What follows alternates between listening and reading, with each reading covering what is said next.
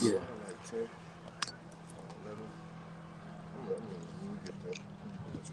Yeah, Kanye on, bro. God. All right, Shalom. Shalom. What's up, the brothers of Great Millstone, New Orleans, coming at you with another live camp. Before we get started, we're going to give all praises, glory, infinite honors unto Yahweh Ba'Shem Yahushua Ba'Shem Kakadash. love honors to the apostles and the elders of Great Millstone, who taught us the truth and rule well, and peace, blessings, citations be to the hopeful elect, man. All right, and we're going to get straight into it, because there's a lot of controversial topics out there this week. All right, you got Jake talking about, all the nations, certain of the Gentiles can be saved. All right, but that ain't so, man. All right, we here to, first and foremost, did I give double honors? Yeah. Okay, yeah. And first and foremost, man, we come out week in, week out to prophesy the downfall of America, in which which we know according to the scriptures is Babylon the Great, a mystery of Babylon. All right, but you have certain individuals, who call themselves prophets, who call themselves men of the law, who's changing their doctrine, all right, in order to align with the so-called white man, who is our enemy, all right, and is known as Esau Edom according to the scriptures, man. All right, now we're gonna start off. Matter of fact, give me that second Ezra 6:30. To start off, all right, on how the Lord feel about these other nations, man. All right, hold on deck. Deuteronomy 7:6. Baba Bishop, you got that? Yeah. No. I got it. All right, give me that right quick. This is Second Ezra 6 and verse 54, and it says, "And after these Adam also, whom thou hast made as Lord of all thy creatures, of him come we all." Right, of him, of Adam, what? We come all, man. All right, all of the nations, right? Because when you go through the lineage of Adam, all right, it goes all the way to Noah, all right, in which Noah started. He was the progenitor of Ham, Shem, and Japheth, all right, in which all of the nations come out from Noah, man, all right, because after Adam, all right, the whole earth was erased, and the Lord saved only who? Noah and his sons and their wives, man, all right, as well as the fowls of the heaven, all right, and the fish of the sea, man, and the walking and creeping beasts, you see. But it says after these what? It says, "After these Adam also, whom thou madest Lord of all thy creatures, of him come we all." Right, of him come we all, man. All right, so all the nations come, all right, it starts from Adam, all right, who was the first person given the breath of life, all right, which represents the laws, the statutes, and commandments, man. All right, who was Yahushua if you can't receive that in the reincarnation? Go ahead, brother. "And the people also whom thou hast chosen." Right, and the people who thou hast chosen, and who have thou chosen? All right, you so-called Negroes, Latinos, and Native Americans, man. All right, these are the chosen seed of the Most High. All right, what's that one that said in the NLT, a chosen race? Brother, could get that from me, Papa Kashaf? First T, the chosen generation. That's it right there. Get it in the NLT too. Keep going. Verse 55, and it says, "All this have I spoken before thee, O Lord, because thou madest the world for our sakes." Right, the world was made for our sakes, over whom the Lord is chosen. All right, like I said, you so-called Negroes, Latinos, and Native Americans, who are the Israelites according to the scriptures, man. All right, go ahead. "As for the other people," right, so now he's talking. Let's see who else he's talking about, right? Because we all come from Adam, you got it. But there's others that have come descended from Adam, right? That have descended from Noah. You see? Go ahead. "Which also come of Adam, thou hast said that they are nothing, but be like unto spittle, and has likened the abundance of them unto a drop that falleth from a vessel." Right, so the Lord said he don't give a shit about you other nations, man. All right, he only cares about Israel. All right, the apple of his eye. That's the only nation that he's dealing with. All right, so in the Psalms, the 147 chapter. All right, you got that? Bring it out real quick. This is Psalms 147 and verse 19. And he said, "He showed his word unto Jacob, his statutes and his judgment unto Israel. He have not dealt so with any nation. As for his judgments, they have not known them. Praise ye Yahweh." Right, they haven't known the judgments, and he's never dealt with them, man. That's point blank and period. But bring that out by y'all real quick. This is 1 Peter chapter 2 and 9 in KJV. It says, "But ye are a chosen generation, a royal priesthood, and holy nation, a peculiar people, that ye should show forth the praises of him who hath called you out of darkness into his marvelous light." Right. It says you're a chosen generation, man. All right, you got it in the NLT? And the NLT says, but you are not like that, for you are a chosen people. You are a royal priest, a holy nation, God's very own possession. God's very own possession, man. Yahweh's very own possession. You see? And it's been like that ever since the time of Moses and forward, man. You know? But go ahead. Okay, I got something. Go ahead. This the book of Leviticus, chapter 20 and 26, and it reads, it says, and ye shall be holy unto me, for I am the Lord, am holy, and have severed you from the other people, that ye should be mine. Showing that we completely, contrary to the other 17 nations that dwell upon the face of the earth, man. All right, the Lord has basically put a wedge in between us and them. All right, our ways are different from their ways, because our ways, the Lord ways, he likened them, he likened our ways unto his ways, man. All right, as far as being holy and separate. What you got, Doc? Yeah, but now you got Jake talking about, oh, well, that's not actually what it means. All right, y'all, we got a new breakdown this week. The Gentiles can be saved. You see? But that's why we got to come week in, week out, all right, to prophesy what the true doctrine is, man, all right? And that ain't so, you see? Your brother got that Deuteronomy 7? You got it? Bring it out. It's Deuteronomy. Hold on, you want to say something? No. The brothers want to make any points? Okay, go ahead. It's the book of Deuteronomy 7, chapter 7, verse 6, and it reads, for thou art an holy people unto the Lord thy power. Right, and the word holy means set apart, man, all right? It means, what's the other word? Separate, you know? So the Lord said we are separate people, all right? We are set apart from what? The other nations, man, all right? If we had the sign, we'll show you there's 17 nations, all right, that the Lord is not dealing with. He's only dealing with one nation, man, all right? He's not dealing with the Edomites, so-called white people. He's not dealing with the Hamites, all right, you Africans, man, all right? He's not dealing with Moab. He's not dealing with Ammon, you see? He's only dealing with the nation of Israel, all right? And these are the people that's at the bottom of the barrel right now, you see? Go ahead. Yeah, I wanted to say this because what would be the purpose of the Edomites, all throughout history, trying to rewrite the doctrine, trying to pull a wool over? If the Lord was truly dealing with them, was dealing with everybody, it would be plain. Right. You see, but they went through iconoclasm, right?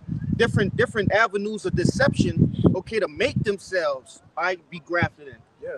And you other camps are eating that shit up, man. Mm-hmm. Whether it be out of ignorance or for filthy lucre's sake. Yeah. Yeah, and you go into that word lucre, all right, it goes back into the word lucrative. Right, which means gain. So That's it's right. all for filthy gain, man. You see? Want to say something? Yeah, I was just gonna say, basically, they're doing what the scriptures say by, basically picking off the flesh of the Israelites, man. Mm-hmm.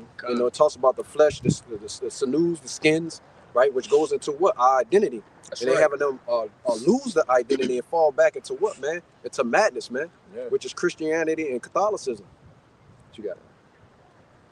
Finish that piece up. God, it's the book of Deuteronomy chapter 7, verse 6. For thou art an holy people unto the Lord thy power.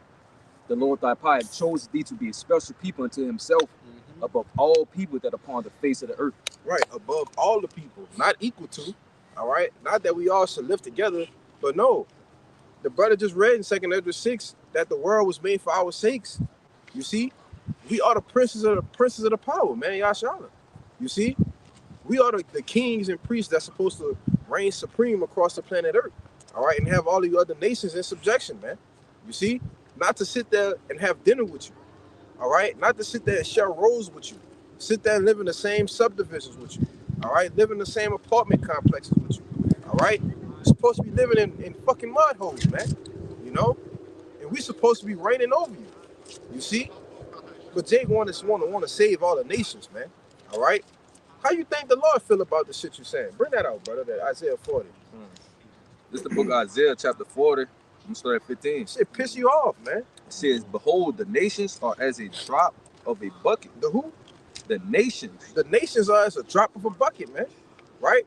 Brothers say all the time, you carrying a bucket of water, right? And it's filled to the top, but you walking, so it's shit gonna spill, right? You don't give a fuck about the shit that's spilling. You see, that's how the Lord feel about you nations, man. All right, it ain't gonna be no, oh, you know, I'm gonna save them because, you know, oh, they gotta go in slavery. No, man, we gonna put them in chains, man. You see, the only people that's getting saved is the elect of the nation of Israel, man. All right, go ahead. Hey, and then the Lord said He gonna kill 2/3 of our own people here in America, man. So why would He save anybody else of the other nations, man? What sense does that make? Go ahead, brother. This says, and are counted as the small dust of the balance. Mm-hmm. Behold, he taketh up the isles as a very little thing. Yeah. It Read says, that part again where it said what? I'm gonna read the whole thing All again. right. It says, verse 15, behold, the nations are as a drop of a bucket, and are counted as the small dust of the balance. Mm-hmm. Behold, he taketh up the isles as a very little thing. Yeah, man. That shit don't mean you nations don't have nothing to do with the Lord, man. All right, you a very little thing. All right, He don't even think about you nations, man. You know, you want to say something? No, I'm finna say that. Okay, you got just get them brothers, and then get you. You gonna get that Jeremiah 30. You got something? All right. Go ahead. What you got? You got preachers? Oh yeah. Finish it out. Oh, my bad. It says, and Lebanon, I thought you had read that already. and Lebanon is not sufficient to burn, nor the beast thereof sufficient for a burnt offering.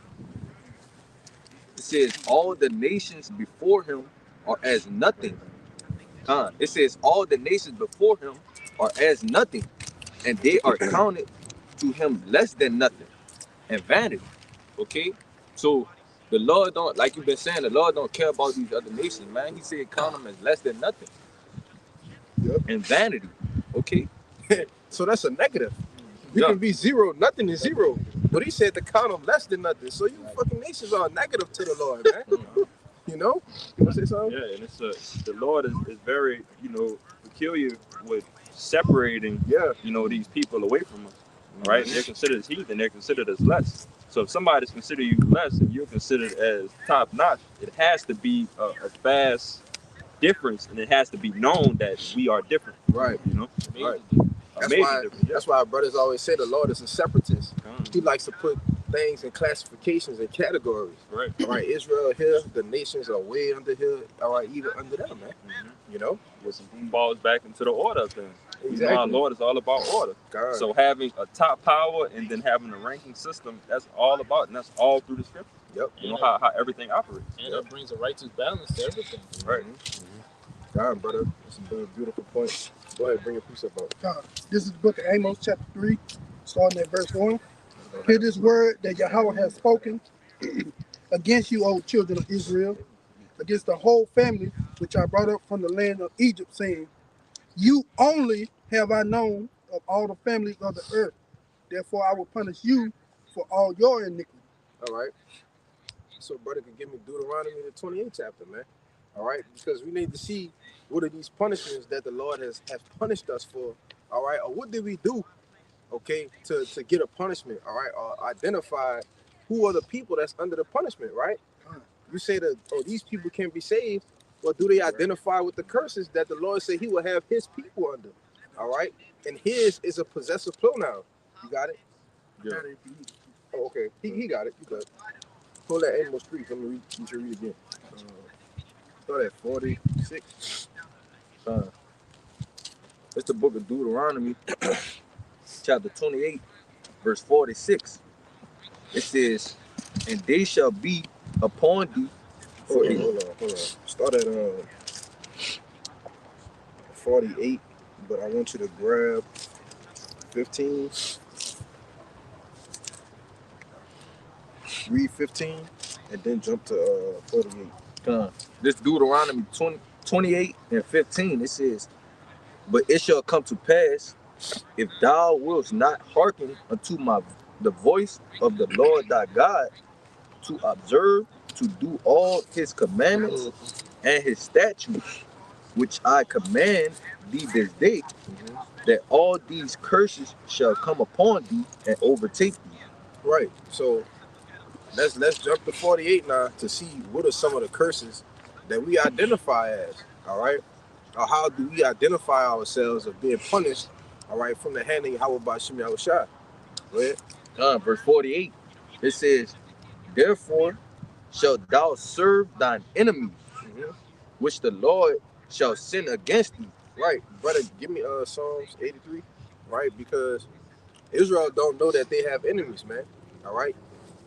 It says, therefore shalt thou serve thy enemies. So let's find out who our enemies are. All right. Got something. God, this Psalms 83 in verse 1, it says, keep not thou silence, O power, hold not thy peace, and be not still, O power. For lo, thy enemy making tumult, and they that hate thee have lifted up their head. They have taken crafty counsel against thy peoples and consulted against the hidden ones. So they said they have taken crafty counsel against our people. Read that, what you just read. Therefore, what? This Deuteronomy 28 and 48 again, it says, therefore thou shalt serve thine enemies, which the Lord shall send against thee, in hunger and in thirst, in nakedness, and in want of all things. And he shall put a yoke of iron upon thy neck until he hath destroyed thee. Right, which represents us being put into slavery, man. All right. When you have to serve your enemy for the one of all things, all right, and he has put a yoke, all right, which is a heavy burden upon you until what? You've totally been destroyed, right? Well, this was a crafty counsel, all right, starting with who? Keep going, brother. And it says in verse 4, they have said, come and let us cut them off from being a nation, that the name of Israel may be no more in remembrance. Right, and this is the counsel that they took, all right, all in one together. You see? All to do what? Cut us off from being a nation, which is parallel with what? Us being destroyed, man. You see? And we are totally destroyed as a people. All right? Go ahead. For they have consulted together with one consent, they are confederate against thee. Right. Who? The tabernacle of Edom and the Ishmaelites of the Moab and the Hagarenes. Yeah, man. And these are the chief, all right, other tribes. Not the tribes, but the nations who have consulted against us, man. All right, the tabernacles of Edom. All right, the so-called white man who sits at the top of the food chain. All right, and who is the very next name? It says Gabal. No, the Ishmaelites. The Ishmaelites. All right, and what you see them with? They sit right next to Esau, Edom, man. Right? They made a deal with them. All right, and those who don't know, all right, the Ishmaelites is the so-called Arabs. All right, they played a part, all right, in putting us on the ships, man. All right, in catching us when we were scattered throughout the western parts of Africa. You see, they were known as slavers or slave catchers. You see, and as a part of the deal, they have what? The gas stations. You see, they control the oil, the gas supply here in the U.S., man. All right, that's why you see them at all your local corner stores. All right, all of your clothing stores, all you jigs go to and try to shop from, right? Where you buy your shoes from. You see, because that's a piece of the pie that they got from Esau, Edom. All right, and all was a part of putting us and cutting us off from being a nation, man. You see? Go ahead, brother. What's the next name? It says of Moab. Right, and the Moab is so-called Chinese, man. Right, in which they have a piece in what? Who's always in the nail shops? Right? Who's always in the massage parlors and shit? Getting massages because what? They back and shit hurt. You know, they feet hurt because we just wore out from working. You see? It's Jake, man. All right, the so-called black woman. All right, the Native American woman. Right, the Latino woman. All right, they always gotta have their pretty, you know, the hands and feet done, man. You know. And these are all the pieces of the pie that these nations got. All right, just from cutting us off from being a nation, man. You see. And now you teaching that these people could be saved? Are you out of your mind, man? You know? Go ahead. I want to say too, yeah, like basically, you're going to salvation, and what that word, the meaning, it means deliverance from my enemies. Yeah. You know what I'm saying? So it's like, and then another day too, like, what the heathens got to be saved from? They're not catching no hell, like Scripture say, they not as trouble as other men. That's right. You know? So what's the point? Yeah, what's the point of them being saved for? You know, we need saving. We need deliverance. You know what I'm saying? Because we catching hell, man. Go ahead. And that's why this brother's still holding that Deuteronomy 28. Mm-hmm. You see, because we're the ones that are destroyed. You see what I'm saying? Yeah. I see it's balling on you. Yeah, just because you said Moab of all people, they're the wash pot. They're a wash pot, yeah. Psalm 60 and 8. Like I was just on. Damn it. I jumped off. Y'all hold it right there. Psalm 68 real quick, just to explain Of that. course. Moab is my wash pot. Oh. Moab is my wash pot. Come on, man. Over Edom, when I cast out my shoe, Philistia triumphed out because of me. But the point is, Moab is my wash pot. So we talking about people who still do their job to this fucking day. You know, they still scrubbing toes, scrubbing feet. Yeah. You know, in the thing. But come on, man. It's like they the lowest of the low. Yeah. Like you want them to be saved with us? Like, come on, man. Crazy, bro. Let's finish this out. That was it for that.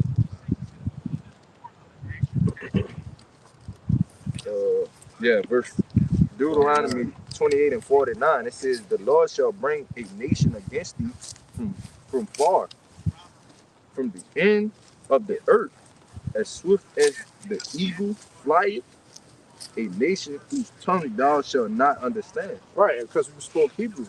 All right, which is why when you watch them documentary, all right, or that series called Roots, you know, they beat the Kunta out of Kente, man. You know, what was his name? What's your name, boy? Toby. You know, and this nation is talking about Esau Edom. You see, they beat the Kunta out of him, man. And that's what they did to us as a people. Wasn't just him. That was an example for you Jakes to know and understand what they did to us as a people, all right? Especially you so-called Negroes, man. You know? That was it. I want you to jump to 64. Barbara Shah. Yes. Deuteronomy 28 and 64, it says, "And the Lord shall scatter thee among all people, from one end of the earth even unto the other. And there thou shalt serve other gods, which neither thou nor thy fathers have known, even wood and stone." Right, which represents these false doctrines, right? These different religions, all right? But it said that we will be scattered throughout the earth, right? Now, what you have to understand that when somebody says a Gentile can be saved, this is sometimes they're speaking in the context as an Israelite fauna, all right? And we at Great Millstone, all right, we preach that Israelite foreigners can be saved, all right? Because you have actual Israelites that are mingled amongst these other nations whose fathers go back into the bloodline of an Israelite, all right? But case in point, I was watching a brother, GMS Ancient Wine 144, doing a lesson on one of the rappers me and a brother like to listen to, named Belly Gang Cushington, all right? Now, a brother could pull a picture up for me real quick, you know, because he would be perceived as a so-called white man. Oh, that's what that was? He sounded black, huh? Yeah. You ain't even know. You ain't know. Yeah, I thought No. all of Look just at that listening part. to it. Yeah. Show him. Yeah. Oh, no, I know that boy. I like it. Show the camera. You know? And this will be perceived as a so-called white man. Why? Because he has very fair skin. Go. So he got a particular song. I don't know if you was listening. 5 p.m. in Atlanta? Nah, introduced me. When he came in, they had a woman asking, like, "I don't know what you is. You seem a little mixed. You look white, but you act black, really." Yeah. You know, so the world can see what we see. You know, you got Becky in the different hoods and shit like that. You know, she don't act like, you know, a Karen. She act more or less like a N-dub. You know, that's because more than likely she go back to an Israelite, man. Yep. And I want to say this too, because with that diaspora, us being dispersed throughout the four corners of the earth, even ourselves, us here in America, we thought we was another nation. You know, we thought we was fucking Hamites, right? Africans, African Americans, you know, things of that nature. You know, but scriptures tell you, the Lord said, "Go out to the lost sheep of the nation of Israel," and that's all the Gentiles You got that? Yeah, not that one, but I got one to back you up. That's all the Lord was saying, bro. That's what that Gentiles is going for, going into. Of course, you have actual Gentiles, but these people who are going to be saved, these Gentiles who are going to be saved, are actually Israelites, man, coming in all shapes, forms, and colors, man. That's right. Right, and it's basically just a play on words. That's all they're doing, right? Yeah. Because when you go through the scriptures, it'll tell you, it'll say Judah and Jerusalem, or it'll say Judah and Ephraim, or it'll say Judah and Israel.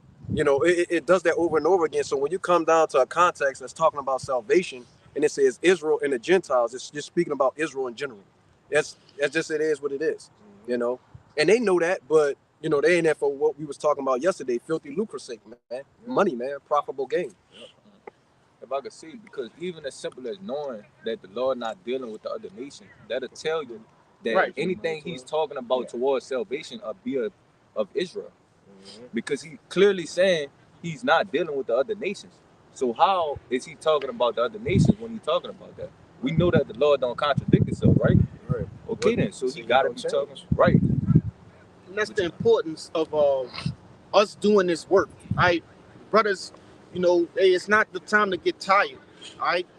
We Habakkuk, the 2nd chapter, tell you, make it plain upon tables. We are here to make these sorts of things plain upon tables. Yeah. We defending the gospel. You see? Because these people are coming against the gospel.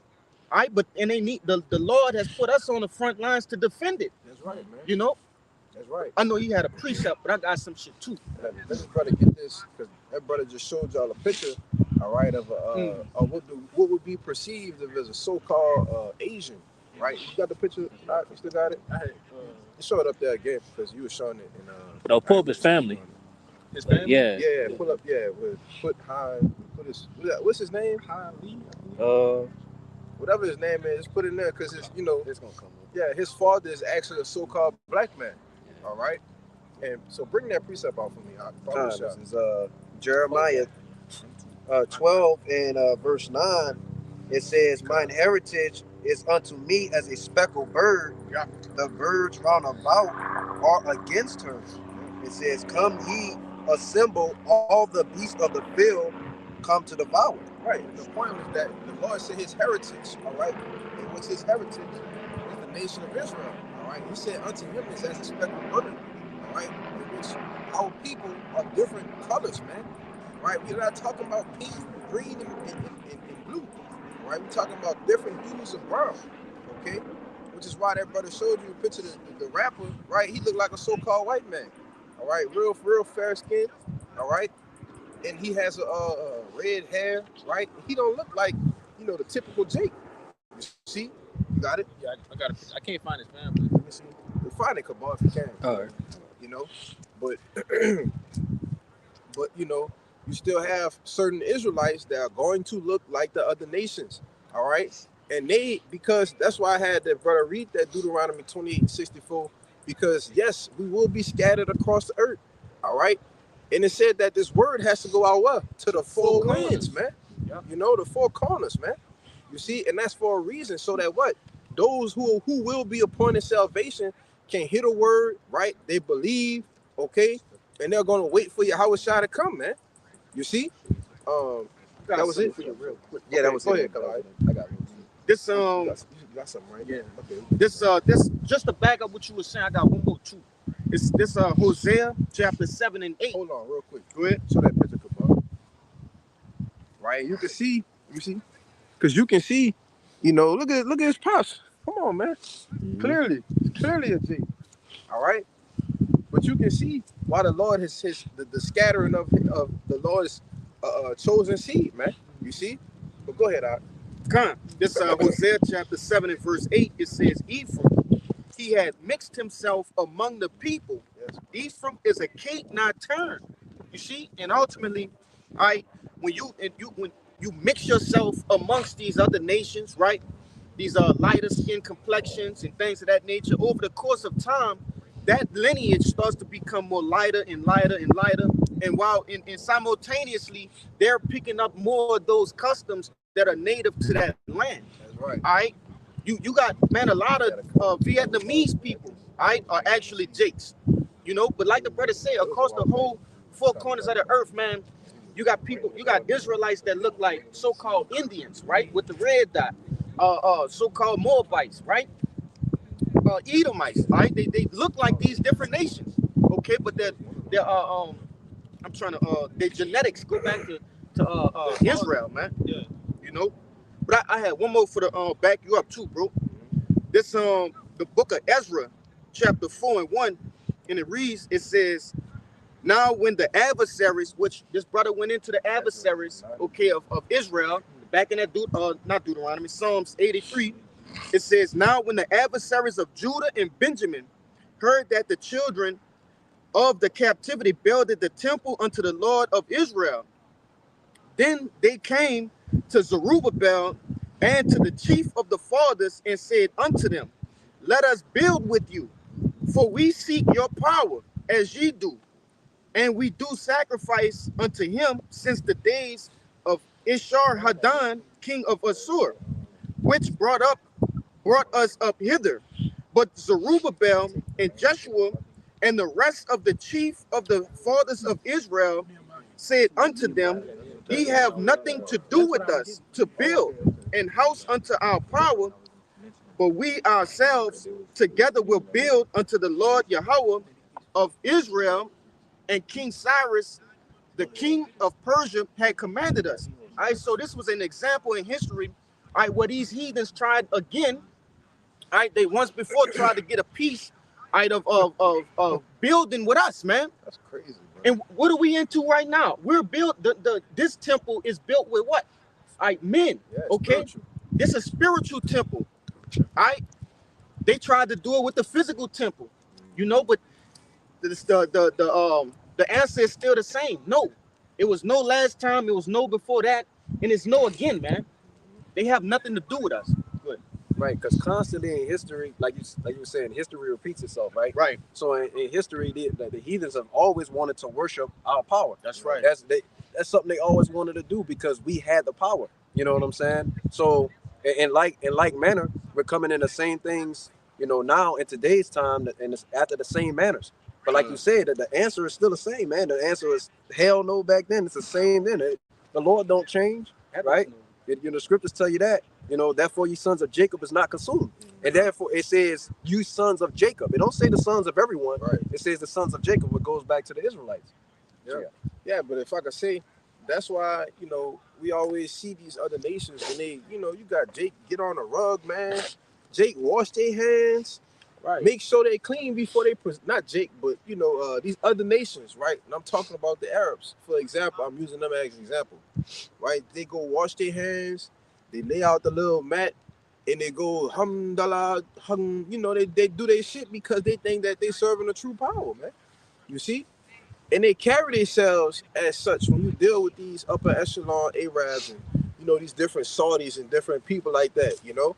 Because they think that they actually are the people, right? But here it is, we telling Jake they the people, and Jake like, yeah, all right, that's cool, but I'm still gonna go do my thing, right? You know.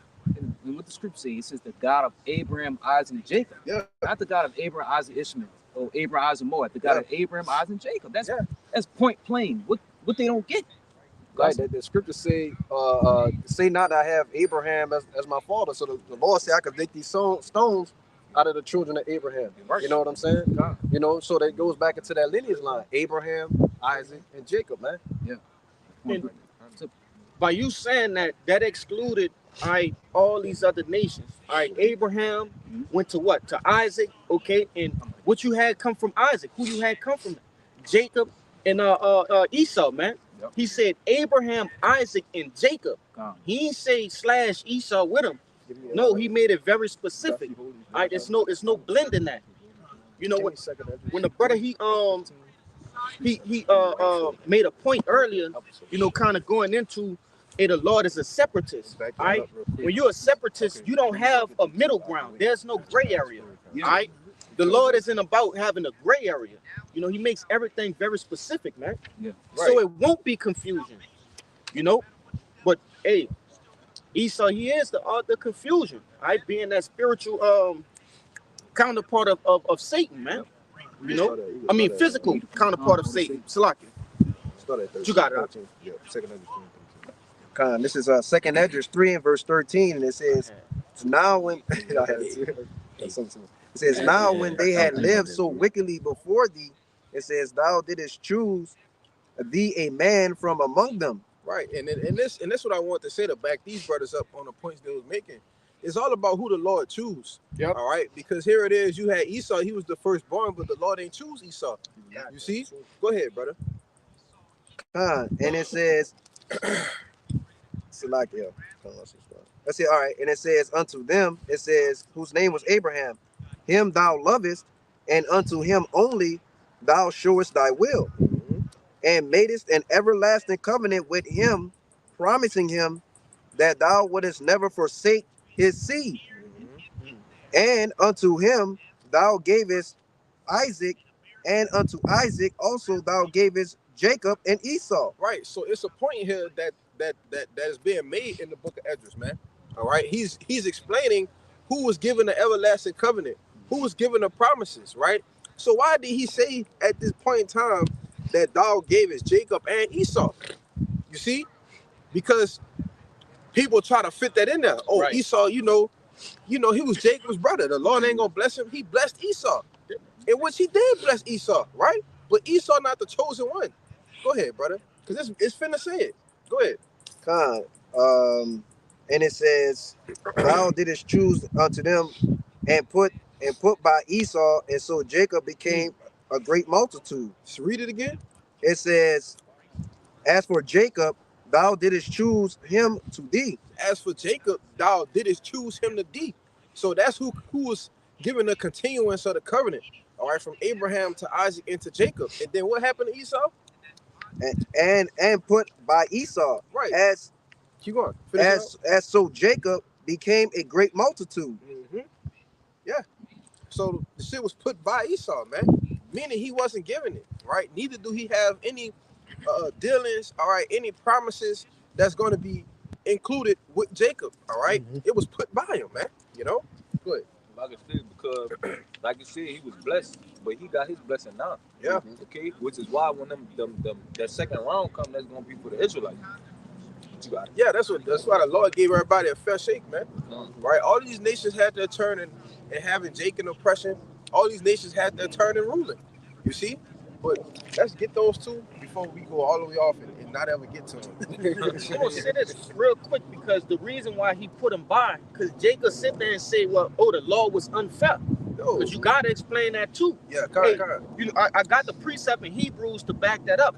But nevertheless, Esau despised his blessing. Yeah. You see, he sold his blessing. Yeah. So that's why he was put by. Because according to our customs, your firstborn is supposed to get the greatest blessing. Yeah. All right. And Esau was the firstborn. Right. But he despised his blessing and sold it to Jacob. Now the Lord had it happen dramatically because the Lord he deal like that, man. He a Jake. Right. He putting flavor. Go ahead. But also another thing you gotta understand too, because in the reincarnation, who was Esau and who was Jacob? Cain and Abel. Cain and Abel. Come on. All right. And Cain slew his brother, man. You see? So it's the same two spirits coming back, which is why it was so much enmity and fighting in the womb, man. You see? So it was never destined for Cain to get the blessing, all right, of Yahweh by Shem Yahushai, man. You see? To be the chosen seed. You think the Lord gonna do that? And then when you think about his mindset as Cain, look what his sacrifice His sacrifice was unacceptable. It wasn't acceptable, man. You see? Same thing with Esau. His mindset was, I don't need the birthright. Just feed me right now. I'm hungry. You know, having that what's that the one the brother put in the chat the other day, the Hebrews 12, man. Yeah. That Esau syndrome. I got the Hebrews 12. That want it now. You know? We're gonna come back to that though. Real hold what you got, because I need to get these off because they explain that Israelite foreigner thing. Go ahead. Yeah, I want to say something too. Like we go to that word put by, made to set aside for something for a certain use. And basically, the scriptures say, "Hey, the wicked are reserved from judgment." Yeah. So basically, like the Lord, like, "Hey, I'm gonna touch you." So yeah. The Lord set him aside to be the weapon. Bro. Yeah, the weapon. That's it. Uh-huh. A tool of correction for the Israelites. You got it, huh? Yeah, he buried not the sword in vain. But go ahead, All right. Let me start at 1. Where you at? Ezra 9. Yeah. Done. This is the book of Ezra, chapter 9 and verse 1. Now, when these things were done, the princes came to me, saying, the people of Israel and the priests and the Levites have not separated themselves from the people of the land, All right. Keep going. doing according to their abominations, even of the Canaanites, the Hittites, the Perizzites, the Jebusites, the Ammonites, the Moabites, the Egyptians, and the Amorites. For they have taken their daughters for themselves and for their sons, so that the holy seed may mingle themselves with the people of those lands. Yea, the hand of the princes and rulers have been chief in these trespasses. Yeah. And this is when you had Jake living amongst what is it called, all these different nations in the 4th chapter. All right. And it tells you what they were doing. All right. Mixing and mingling the seed. All right. Now you got the Nehemiah, because we're going to come back to that. There's a little more. This is the book of Nehemiah, chapter 13. I'm going to start at 23. It says, in those days also saw I Jews that had married wives of Ashdod, of Ammon, and of Moab. Right, and these are different nations, man. All right, Ashdod is dealing with, the Amalekites, all right, who are Edomites, man. All right, you have, who's it, Ammon, Moab. Oh, yeah. You see, these nations were meant to be concubines, all right? That's nothing more, nothing less, all right? It's a concubine, right? Your wife is only supposed to be an Israelite woman. You see, why do you think the Lord, out of one nation, created 12 tribes, man? You see, because listen, brother, we men. When you deal with the tribes, brother, it's all different flavors. Me personally, I don't need to deal with the other nations at all. You can deal with the so-called Dominican, right? The Mexican woman, right? Which Issachar, Simeon, man. I can't get enough of the bumper clots, hey. Man, say, bro. Huh? Jake love those snow bunnies, man. Jake, but when you deal with the other with the other nations, right? Jake want to take and marry them, right? And that's why I brought this out, to back up the point, because when you do this from generation to generation, what starts to happen? Your children come out lighter, all right? They don't have that so-called dark complexion anymore, right? And they actually start to look like the other nations, man, right? And this is a part of being scattered across the earth, but this was happening in the ancient times, right? So how much more today? You see, that's why I tell you in Hosea 1 that Israel is as the sand of the sea, man. Yeah.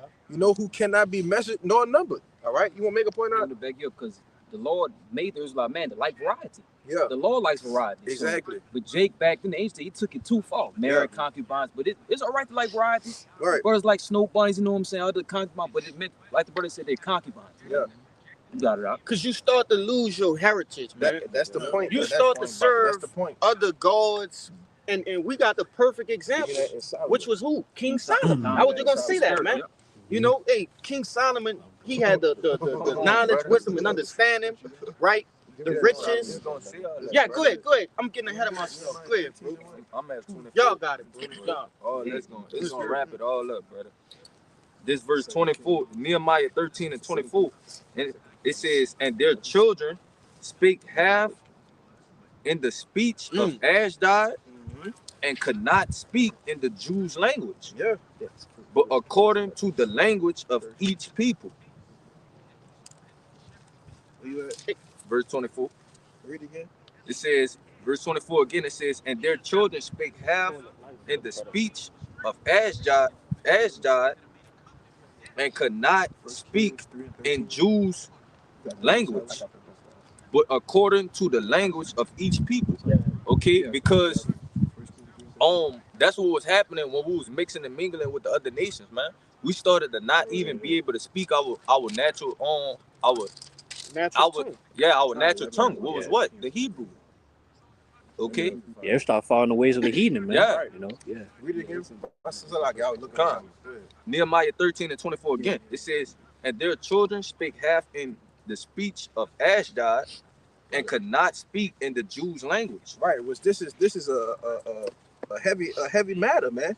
Right, and because the Hebrew, all right, is the strongest, the most potent language on the planet Earth. All right, that's how we stay attached to our power.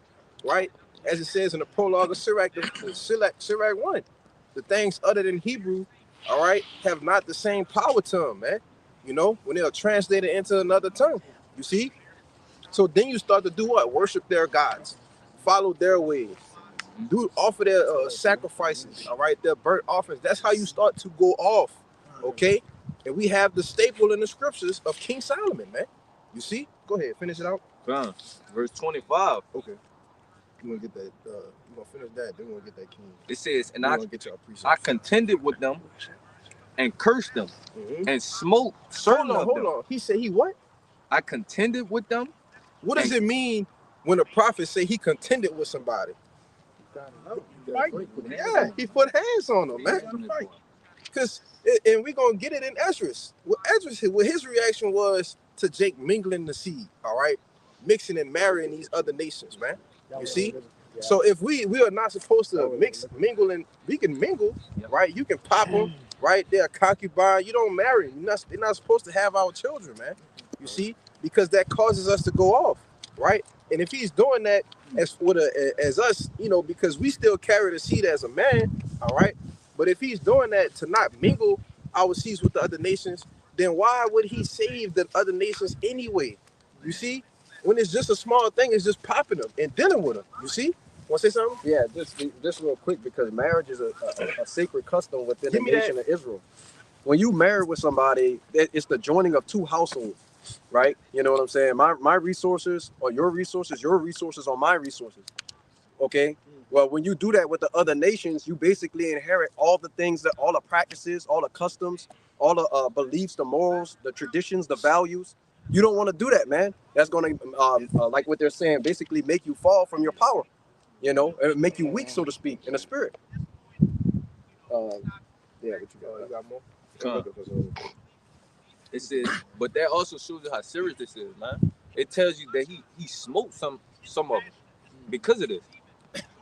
Verse 25 again, it says, and I contended with them and cursed them and smote certain of them and plucked off their hair. Right. So he beat their ass, man. All right. Smote them, you know. For what? For mingling and marrying and you know, dealing with these other nations, man. You see? Causing our people to forget their heritage, causing our people to forget their true language. You see? Want to say something? Yeah, that's what I got a scripture for. That's why the Lord says in Deuteronomy 7, verse 3. Neither shalt thou make marriage with them, thy daughters, thou shalt not give unto his son, nor his daughter shalt thou take unto thy son.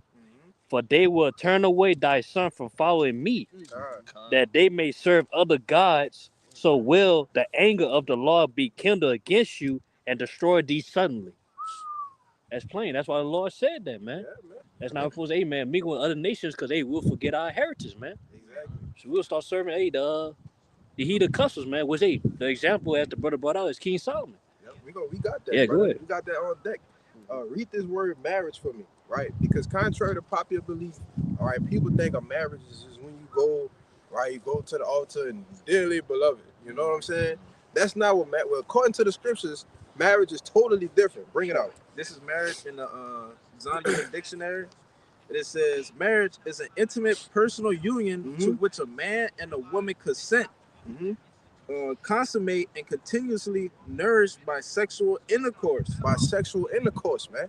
All right. So you meet a woman, all right, and you go and pop her, right? In which when you do that, you're cutting into her, all right.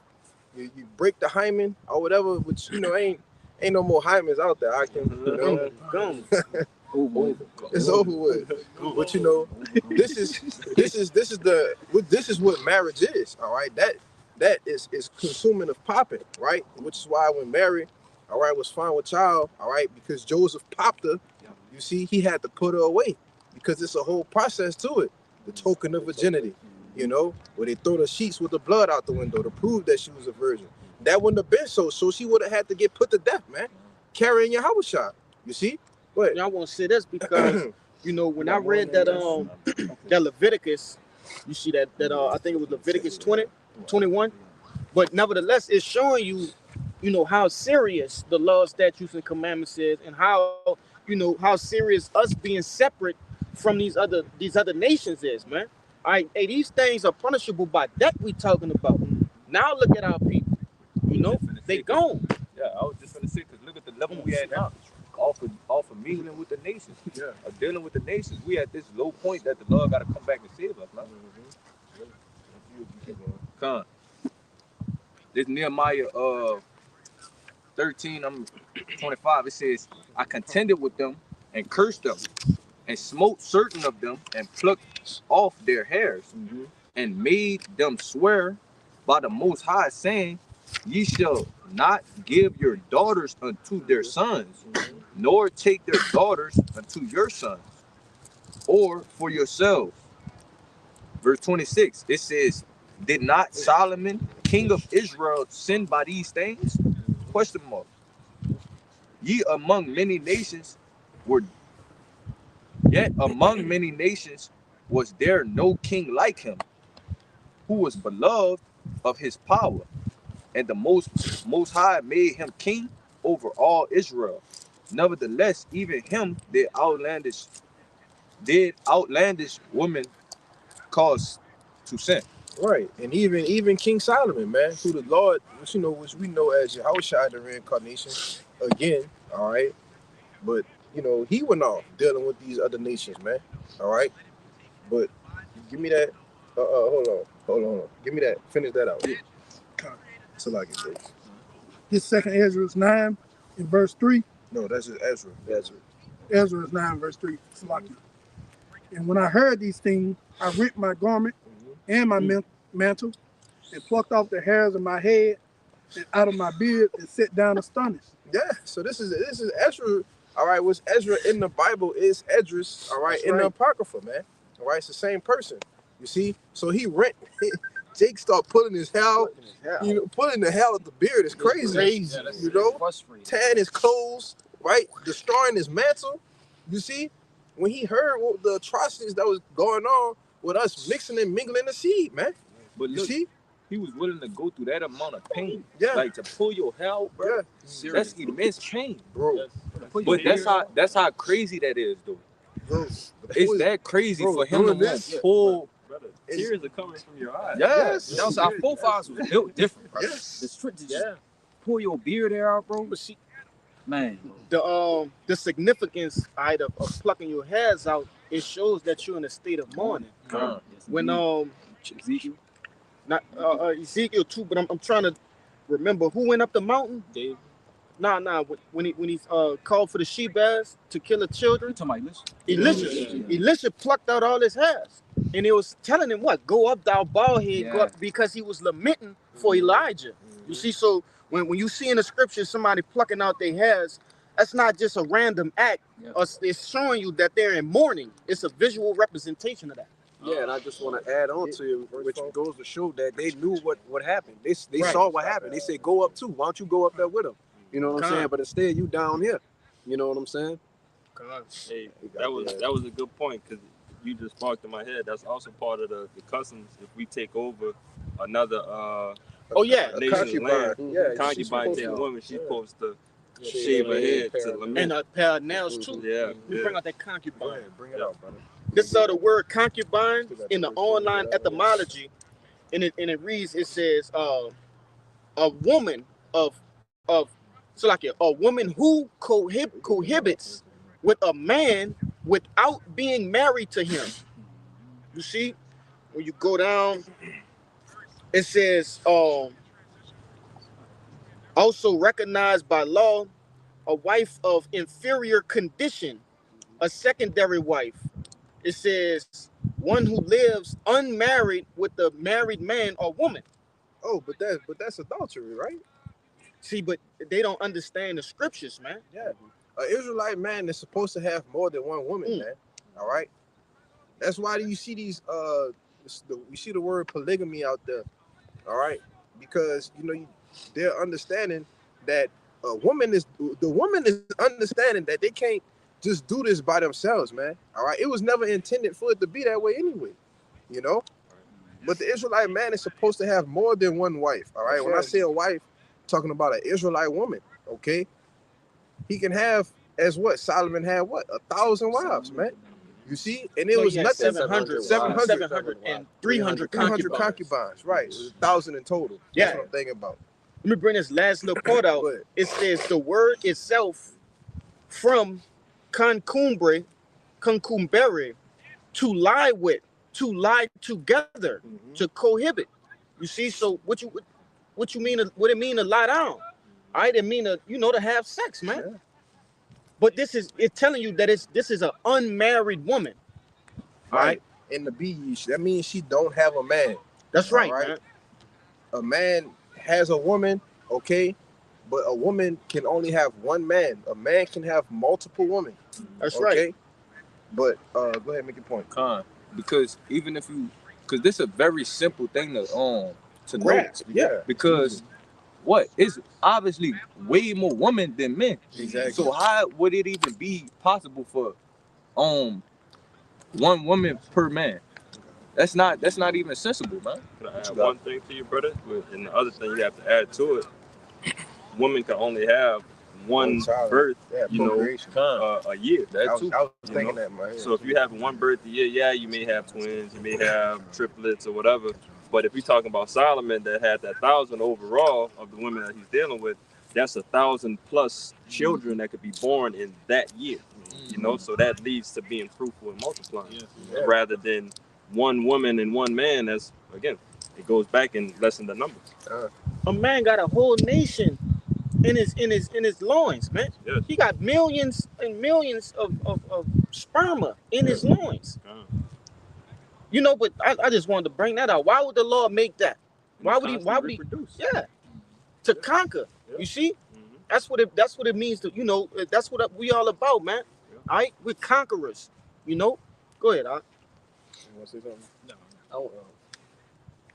I was gonna say just real quick, because contrary to popular belief, what did they do in the world, man? They made basically life about the woman, right? You know what I'm saying? When a man is the one who really gives the life. That's right. Okay, and a woman is really they're not made to lay down every single day, man. You know what I'm saying? They be on a period, like you say, you be pregnant, you can't even have intercourse or sex, during those time periods. So we know what the being fruitful and multiplying applies to. It applies to the man, man. Yep. That's why a man can have sex multiple times a day. That's right. Even though that's you're not supposed to do that. That's unclean.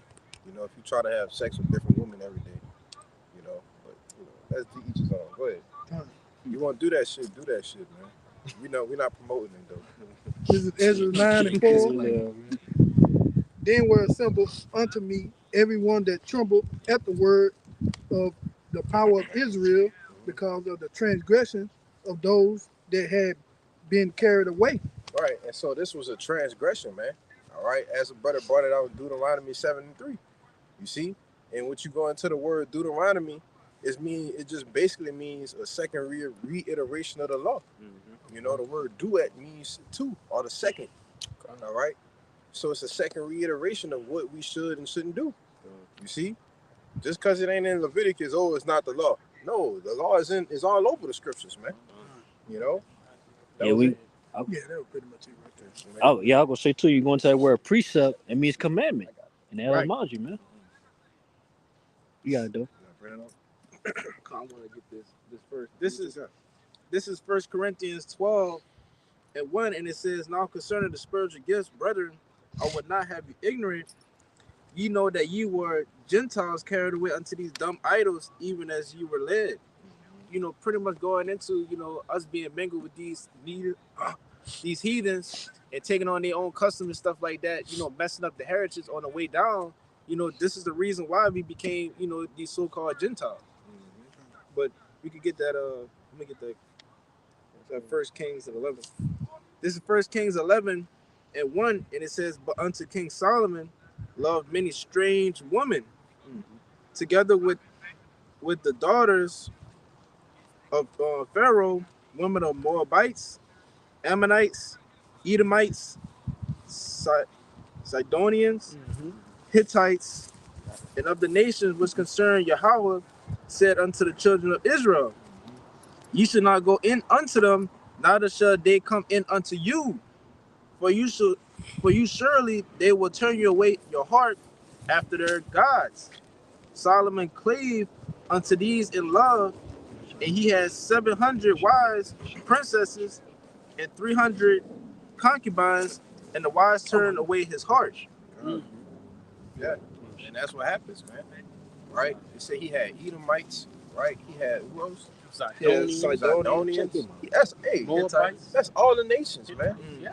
He had women from all the nations, man. Variety. They tell you his fame went through all the land. Yeah. What Bathsheba did when she came to that bitch? She passed out. Yeah. You know, so they was coming to see him, bang, gifts. Queen of Sheba. Yeah, Salakia, not Bathsheba, Queen of Sheba. You know, she came, bearing gifts, and you know, and that's how these other nations come, you know, yeah. But you got it, huh? That was. I want to say too, because you always got some bozo who would say, well, that child is a heathen because we mess with concubine woman. No, that's an Israelite man, and he lay with a heathen woman. That child still could be Israelite because the seed of the father. Pursuing the Numbers 1:18. I was holding that. I was holding it. Go ahead. It's the book of Numbers, chapter 1, verse 18. It reads, and they assemble all the congregation together on the first day of the second month, and they declare their pedigrees after their families by the house of their fathers, according to the number of the names from 20 years old and upward by the polls. Right, which is why when you read Romans 1 and 3, it tell you that Yahushua was made of the seed of David. Yep. All right? Because that word seed is sperma. All right? That's what determines, all right, what you put in a woman, that's what determines what is birded out, man. All right? It's your sperm is your seed, man. Right? This is why most of the children get their good looks from their parents, man. You know? But I had to throw that in there. No, that's real shit though. It's a real study. You know, scientists say 100% of the children get their looks from their fathers. You know, even though you have, you know, I look like my mother. You know, but I still have all of you know the seed of my father, man. You know. Go ahead. But that's basic biology because the predominant, you know, gene or DNA, you know, it's gonna go after that. It's not gonna go after the weaker one. Like with the eye color, if you have predominantly black eye and then you have like a light color eye, the black color is gonna take over because it's predominant. One more thing too, the Most High made that color is always about the seed of father. That's why the Lord says always the house of David, the house of Jacob. Never a woman name. It's always about the man, the father, man. That's a good point. Yeah, majority of the Bible speaks about men. Yeah, house of David, house of Jacob, house such and such. It's all about the men. Yeah, and this is what you call a kingdom, or a kingdom. All right, a dominion of kings, man. Yeah. All right, the scripture's not written. It's not. They don't have no queendoms in the scriptures, man. All right, or no princessdoms. Yeah, all right, it's not a domain of princesses. All right, what's the word queen? It just means a whore. All right. And that's who we're in now. All right, we're in a goddamn queendom. You know, go ahead, brother. And just to back you up, remember, Jacob had a daughter. Yeah. Didn't even matter. Yeah. Let that ring a bell. Oh, it didn't matter, but you know. I'm just saying. For the sake of this, real quick, out of context, right quick. I said it didn't matter because it was some vital things that happened. You know, who was that? Diana? Was it Diana? I believe Dina was the same, you know, tomato. But it was some shit that went down behind Dina, man. You know? Wow. Yeah, first daughter of Israel, you know? It's a staple in the scriptures. You should read it. Go ahead, brother. So I just wanted to add on what the brother was talking about when you mix and mingle the seeds. You know, most of the other nations, and especially chiefly Esau, Edom, they have recessive gene traits. So when you mix and mingle your seed amongst them, you know what I'm saying? Yeah, we have the predominant gene trait. So some of our people come out looking more like us rather than them. And another thing is, you know, we get a lot of this mother lineage stuff from basically the small hatters, man. They the ones who are carried on with the idea and concept that it's all about the mother and her lineage, man, which is not true according to the scriptures. All right. but what was that a part of? Them taking away our heritage, man. Taking a man out the house, okay, and lifting the woman up. Jake gonna fight, you know, for their fucking life to make sure that you involve the woman. You know, you can't constantly tell Jake that, all right, the woman, she plays a part, you know, she plays a part to birth the child, you know, and so on and so forth, nourish the child, feed the child, and so on and so forth. But if you tell her that, if you tell Jake that, all right, the man is really what matters out of the thing, they're gonna flip out and, you know, toss a fit and debate with you. Like, it's common sense. Talking about my mama, tell my mama don't matter. Come on, bro.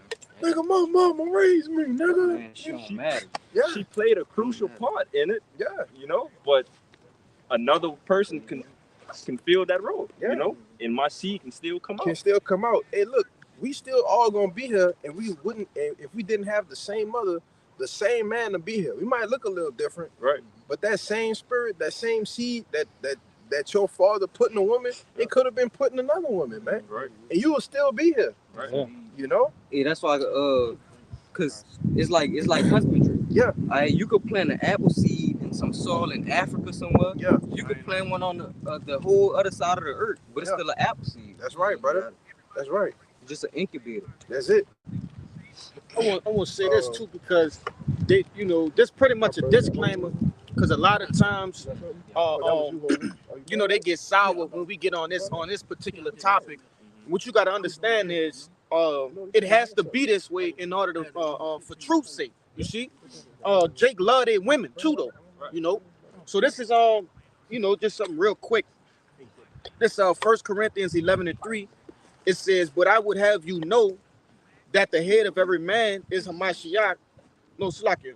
Where I'm at? No, I'm not looking for that one. Oh, right here, verse 7. Slakia. 1 Corinthians 11:7. It says, "For the man indeed ought not to cover his head, for as much as he is the image of the glory of Yahweh, but the woman is the glory of the man." You see, so I want to bring that out so they can understand, because you do have a few sincere Aquat out there who watch for edification purposes, right, and not lumber shopping. Okay, but you know, hey, we love our women too, though. You know what I'm saying? If a hit dog gonna holler every time when we bring out this particular subject, you know, it's a very controversial subject, but this is just the proof of the pudding, man. All right, we have to recorrect, all right, what has already been misconstrued through the like this brother went into through Esau Edom, man, through the devil. Go ahead. Yeah, but that's why it's another known fact that men, all right, or daughters, sons or daughters that's raised by their father, it's like a 3 out of 4 possibility that they'll have a more successful rate in life versus being raised by their mothers. It's like 10 to 20%. Man. And that's real. That's real shit, man. All right, but go ahead, Azari. You got something? Yeah, I got it. Okay. I know. This is But now you got something? Romans 15, Oh, man. verse 4. For whatsoever things was written beforehand was written for our learning, that we through patience, seriously, Oh, okay. through patience and comfort of the scripture might have hope. And I brought that out to let everybody know the stuff that we brought out. We brought out because it was written before times for our learning. So y'all be asking, well, how do y'all know who the Gentiles is? We go back to the Old Testament. So we're showing you things to where the Lord said, like number 1 and 18, he goes after the Father. We showed you where there were Israelite foreigners who were born of women of other nations and looked like them, but they still were Israelites. But you got it out. And that was in the Old Testament, right? Which that happened again in the Apocrypha, man. Which, you know, there's no such thing as an Old New Testament. That's all right. It's a volume of the book. Yeah. All right. It's a law and the prophets, man. All right. We read in the prophets that happened. That's right. You know, and we also went through another thing. It's called Hellenization. You see, and to the point to where we were forced. All right, our fathers. Let's get into that, bro. Give me First Maccabees. What's that? 2. Let me First Maccabees 2. Matter of fact, give me that one with Eleazar. Give me that. That is like the first Maccabees 6. Come on, old pocket. I got the first Maccabees. Wait, You got the chapter 141. I think that's it. I got that one for Antiochus. Yeah. This is real quick. First Maccabees chapter 1 and 41, going into Hellenization. Moreover, King Antiochus wrote to his whole kingdom that all should be one people, and every one should leave his laws. So all the heathen agreed according to the commandment of the king. Yea, many also of the Israelites consented to his religion and sacrificed unto idols and profaned the Shabbat. Right, in which Antiochus Epiphanes, all right, he was the Edomite, man, all right, of the Greek rulership, okay? After, it tells you, read up in the chapter, after Alexander died, all right, the wickedness, get it. I got it right here. Yeah. Wickedness was multiplied in the earth, roughly paraphrasing. First Maccabees 1 and 1. It says, and it happened after that Alexander, son of Philip, the Macedonian. Right, and when you go, that's a whole breakdown in itself. Right, because Alexander, he was an Edomite, man.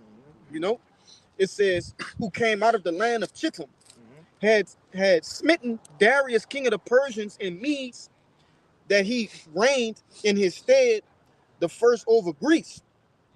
Let me see. I'm gonna jump to 7. I just had to bring that out. This verse 7. Hold on. You want to get all of that? Get 4. Kind. This verse 4, it says, and he gathered a mighty strong host and ruled over the countries and nations and kings who became tributaries unto him. Right. So Alexander, right, what you go into Daniel the 7th and the 8th chapter, it speaks about, the he-goat. Okay? That's right. The one who just trampled down these other nations because he conquered the known world back in that time. That's all right, right, before the coming of the Roman Empire. All right. He was the one that was putting shit down. It took him nothing but 12 years to conquer all of these nations, man. And he made them tributaries. He made them servants, you see?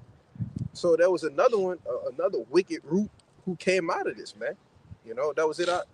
Jump to 7. Okay. It says, verse 7, it says, so Alexander reigned 12 years and then died, and his servants bear rule over everyone. Huh? Yeah, that's it. Go all the way down to 15. We're gonna get all of them. Right. Yeah, get all of them. Yeah, we're gonna get that. Because then we're gonna jump back to that 40. I got that word tributary. Okay. It says, and his servants bear rule, everyone in his place, and after his death, they all put crowns upon themselves. So did their sons after them many years, and evils were multiplied in the earth. Right, which just goes into his 4 generals, all right, in which there are 4 different areas that they ruled, okay, after his death. Ptolemy, Lysimachus, Cassander, Seleucus, Cassander, man, all right, and they all reigned in their respective provinces. Egypt, Greece, Turkey, Asia Minor, but keep going. Verse 10, it says, and there came out of them a wicked root, Antiochus, surnamed Epiphanes, son of Antiochus the king, who had been an hostage at Rome, and he reigned in the 137th year of the kingdom of the Greeks. Right, so this is where Antiochus Epiphanes comes into play, because he was the one who actually put actual hell on Jake, man. All right, because under the Persians, it was a bit of grace. That was Darius that allowed us to, rebuild the King Cyrus that Cyrus allowed us, rebuild the temple, But under this guy, he was just like, nah, fuck all that. He was like, man, we gonna put hell on these Jakes, all right? And if they don't do what I say, it's off with their head, man. We're gonna get that, because that 10 was the point, but we can go to 15 if you want. Yeah, we might as well get that too, because it's heavy too. Verse 11, it says, in those days went there out of Israel wicked men who persuaded many, saying, let us go and make a covenant with the heathen that are round about us, for since we it says, for since we departed from them, we have had much sorrow. So this device pleased them well. Then certain of the people were so forward therein, so like herein, that they went to the king, who gave them license to do after the ordinance of the heathen. So you had basically these Israelites who was turning people over, right, into Greeks. You see, through persuasion, they were persuading them. They're like, hey, they coming against us so hard that we might as well just do what they say, instead of dying on your sword like a man. It says, verse 14, it says, whereupon they built a place of exercise at Jerusalem, according to the custom of the heathen, and made themselves uncircumcised, and forsook the holy covenant, and joined themselves to the heathen, and were sold to do mischief. Right, in that place of exercise, that's the gym. Right, which that word gym goes in the gymnos. Right, and they basically just was working out completely nude, man. Right, yeah, bucket naked, man. And participating, in different orgies and things of that nature, which will trickle down to what you see today. That's why when Jake go to these different gyms and workout places, Planet Fitness, places like that, everybody is wearing skin tight shit. People's shirts are off. You see, Shawty got the moose knuckle out. Like you could just see everything, man. Because that was the origin of it, and it said it done it after heathen customs. When you go into the ancient Greek, a lot of they was into open freakism. There were open bathhouses where women and men would shower and take baths together, man. Different things of that nature. So, and they done this in Jerusalem. They brought that weird ass shit to Jerusalem. But you got it, Quashab. I just wanted to bring that up. You want me? Can I get that word real quick? Yeah, go ahead, get the word and jump to the border. This was that tributary back in the earlier, I forget exactly what verse, but earlier in that first Maccabees chapter 1, it says tributary in the noun, it says a person, country, or etc. owing obedience or paying tribute or a tax to a sovereign or another people in acknowledgement of submission. So being in the acknowledgement of submission. So in other words of that Hellenization, that word Hellenization is it's a get down or lay down. So if you're not getting down with their customs, so on and so forth, they're going off with your head. All right, which many of our people fought, to not allow that to happen, but a lot of our people got down with the program, which pissed the Lord off even more. And what's that word Hellenization goes, into a couple of different words, which goes back into Hellene, which means Greek. Right. All right. So they basically Greekanized us, man. Right. Right. Which is why you have Jake all into the Greek mythology, doing the Q-dog shit, all that shit that goes back to the Greco-Roman Empire, man. Hey, that literally was what it was, though. The Hellenization was the forcing of Greek customs on our people. Yeah. You got it, Bayan. Back to that first Maccabees chapter 1 and 41, it says, moreover, King Antiochus wrote to his whole kingdom that all should be one people, and everyone should leave his laws. Yes. So that's what the forcing part comes in. All right. He said he wrote a letter, but it wasn't asking, hey, you guys, do you think we should all just come together and just, do the same high holy days? And no, man. He said, nah, look, this is what I'm about to do, and y'all gonna do it. All right. And if y'all don't do it, it's gonna be consequences and repercussions, man. Go ahead. Wasn't it, I believe further down, it might have been before with was it Matthias?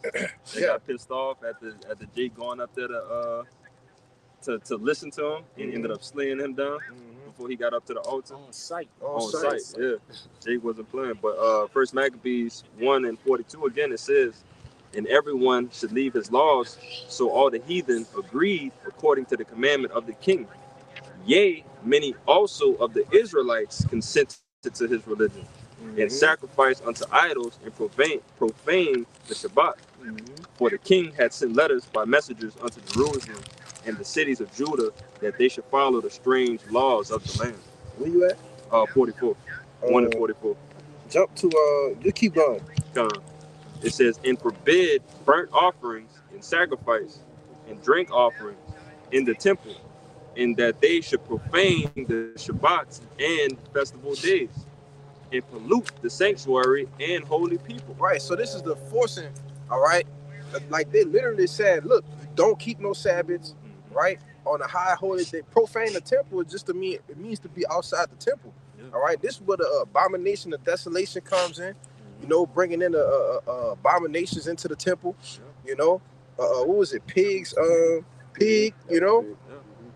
And sacrificing unto idols, man, you know. And it even goes further if you read down, you know, more through the Maccabees, that our people was hiding in caves trying to hold the Shabbat. You be holding that. Oh, kind. We holding that. You know, let the scripture speak on that. But that's how heavy and deep this thing got.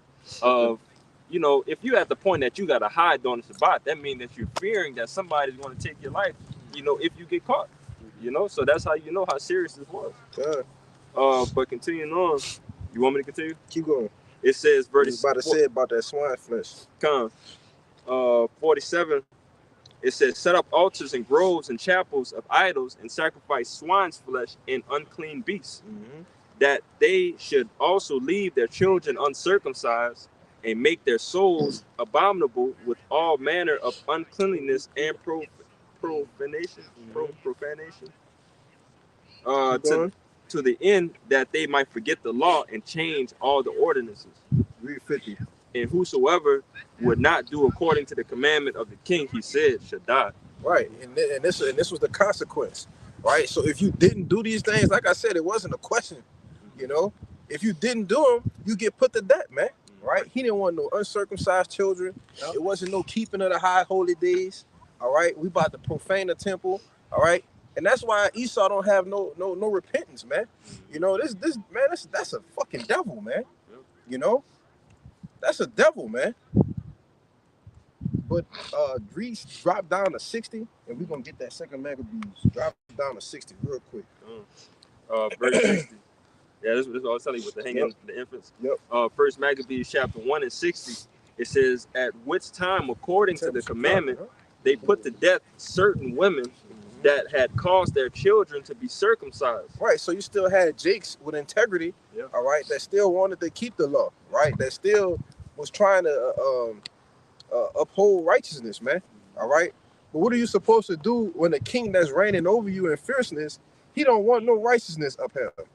He just wants straight abominations and wickedness, you know?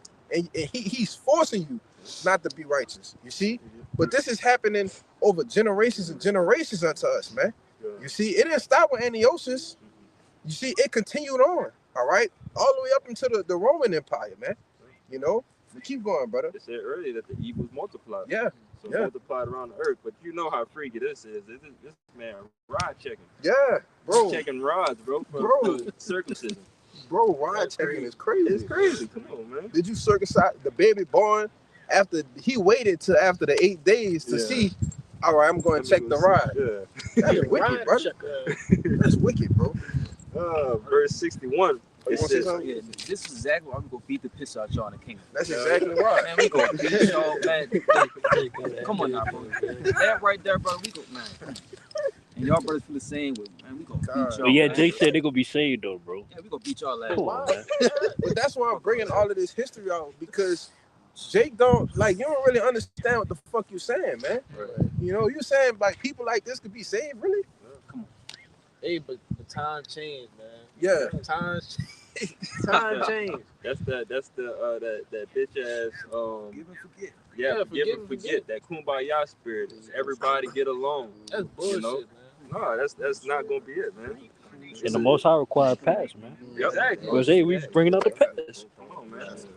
But First Maccabees chapter 1 and 61, it says, and they hanged the infants about their necks, and rifled their houses, and slew them that had circumcised them. Howbeit. So wait, real quick, because that's just for circumcising. You hanging infants, man. Come on, man. You see? But this is the atrocities that these people have done against our people, man. All right, and there's gonna be a judgment written for that shit, man. You know, these things has thou done, and the Lord kept silence about that shit, man. Go ahead, bro. This is what we know. This is written down, and then we got other things that we hear from word to mouth, or probably could see pictures, you know, of things that they could show us. But it's even worse than that. What the hell they was doing to our people? Yeah, we don't even know about it, bro. Come. Think about what they did to us over here. Yeah. The same shit, even worse. Yeah, probably 20 times worse. You know, that was it. No, they got more. Okay. I can read it all the way out. Just that's cool because brothers got a lot of precepts. We about to start winding down. For sure. Well, you had read 61? Yeah. That's cool. Give me this second Maccabees. Come. That's cool. So like that's cool. This is the book of 2 Maccabees, chapter 6, verse 6. It says, neither was it lawful for a man to keep the Sabbath days or ancient feasts. Right. So this is another reiteration on what was going on. All right, go ahead. It says, or to profess himself at all to be a Jew. So it got to the point to where you couldn't even call yourself a damn Israelite no more, man. All right. It wasn't lawful to say, "Oh, I'm a Jew. I'm of the tribe of Judah. I'm a tribe of Levi. I'm a tribe of Benjamin." That wasn't even lawful. But they could be saved though, right? Go ahead, brother. Verse That's 7, ridiculous, bro. it says, and in the day of the king's birth, every month they were brought by bitter constraints to eat of the sacrifices. And when the feast of Bacchus was kept, the Jews were compelled to go in possession to Bacchus, carrying ivy. Keep going. Moreover, We're gonna read down to 11. moreover, there went out a decree. See, it's another decree, right? Another letter. All right. This devil didn't stop, man. You see? Go ahead, bro. Moreover, there went out a decree to the neighbor cities of the heathen by suggestion of Ptolemy. Right, and which this, I think this was Ptolemy the second. Don't quote me on it. I think this was Ptolemy the second. All right, which his father was one of the generals under Alexander. You see, this is how wickedness was multiplied in the earth. You know, you want to say something? Yeah, and look how they play on you today. They got you. Throw me something, mister. Yeah, yeah, the You know, parade. Yeah. Got but they doing this in your face. In your face. Yeah. You know, Jake, man, you a cross lion like the scriptures say, man. This shit should boil your blood. Go ahead, Doc. Yep. Oh, you say No, something? I just wanted to say real quickly, this apocrypha is pivotal, for knowledge, wisdom, and understanding. Without it, you know what I'm saying. When you jump basically from Malachi to Matthew, you missing hundreds of years of history. So you have a 400-year period of silence, man. right. Nothing happened from Malachi to Matthew. Yeah, we ain't gonna tell you where apocrypha means hidden. Hit it out. Yeah. Go ahead. Basically, like the brother was saying, it means basically sent away hidden. So you have no idea why our people are being called Gentiles, why they're being called Greeks, why they're being called Grecians, right? You know what I'm saying? And being called the names of the other nations. When you don't read this book, man. But that should be something that we all should be looking for. Like, why wouldn't you want to learn what happened to you in the past and all these things like that? Like, a lot of our people don't even care to learn about our heritage. Yeah. For truth's sake and history's sake, I can tell you for sure, I myself and probably multiple brothers, didn't really read the Bible, didn't really know nothing about the Bible. But I damn sure knew about Alexander the Great before I knew about anything in the Bible. But to see that they say that Alexander the Great was real and he played this part in history, and then now you see what part of history that he has with us being our people, that should boost your faith even more to show you that, man, this shit is real. This shit happened. That's why brother said to understand the mysteries, you have to know the history, man. Go ahead. And it's crazy how all that shit link up together. Like, it's just so bizarre. It's not even bizarre, but it's just mind-boggling how you could really go to the scriptures and line everything up. It really got everything written down in one book. Yeah, past, future, and present, man. Right. That's why every week, year in, year out, This is always the #1 selling book, you know, in the world. Only the elect can obtain it, man. Only elect to obtain it. That's I was right. about to say, that's why Romans 11 tell you that. Had not Israel obtained that which he's seeking for? What do our people seek for? A place in the world, right? Somewhere where we can call it, you know, home, which they don't even understand that this is our home, relying in these scriptures. But it says, but the elect have obtained it. Yeah, and the rest was blind. And the rest was blind. Yeah, Right, finish this out. You want to finish that out? 2 Maccabees 6 and 8, it says, moreover, there will not a decree to the neighbor cities of the heathen by suggestion of Ptolemy against the Jews. You see? Go ahead. That they should observe the same fashions and be partakers of their sacrifice. And whoso would not conform themselves to the manners of the Gentiles should be put to death. Then might a man have seen the present misery. Right, and just to make a quick clarification, this is talking about the heathen. All right, these Gentiles are talking about the heathen, man. All right, it's not talking about Israelite foreigners who is making them do this. No, it's talking about the Grecians. All right, who were Edomites. Go ahead. For there were 2 women brought who had circumcised their children, who when they had openly let round about the city, the babes hanging at their breasts, they cast them down headlong from the well. And others that had run together into the cave nearby to keep the Shabbat day secretly, being discovered to Philip, were all burnt together, because they made a conscience to help themselves for the honor of the most sacred day. Right. So you have people just trying to keep the Shabbat. We just want to keep the Shabbat. And what happened to them? They were burnt to a fucking crisp, man. This is the atrocities committed by the so-called white man. All right. This is the hell that he put on our people. You see? What?